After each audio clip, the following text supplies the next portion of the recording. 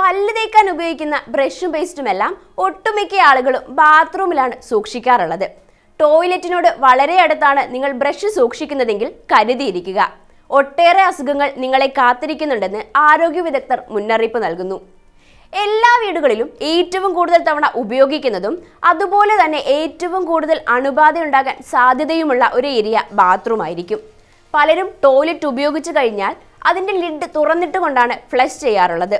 ഇത്തരത്തിൽ ഓരോ തവണയും ഫ്ലഷ് ചെയ്യുന്ന സമയത്ത് വായുവിലൂടെ സഞ്ചരിക്കുന്ന നിരവധി ബാക്ടീരിയകളും വൈറസും പുറത്തേക്ക് തെറിച്ചു വീഴും. ടോയ്ലറ്റ് പ്ലൂം എന്നറിയപ്പെടുന്ന ഒരുതരം പരിസ്ഥിതി മലിനീകരണത്തിന് ഈ ശീലം കാരണമായേക്കാമെന്ന് ഗവേഷകർ കണ്ടെത്തിയിട്ടുണ്ട്. ടോയ്ലറ്റിന് സമീപത്തുള്ള വായുവിൽ ബാക്ടീരിയയുടെ സാന്നിധ്യവും മനുഷ്യവിസർജ്യത്തിൽ നിന്നുണ്ടാകുന്ന സൂക്ഷ്മാണുക്കളും അടങ്ങിയിട്ടുണ്ടാകും. ഇത് ബാത്റൂമിലെ ഏതൊരു വസ്തുക്കളെയും മലിനമാക്കും.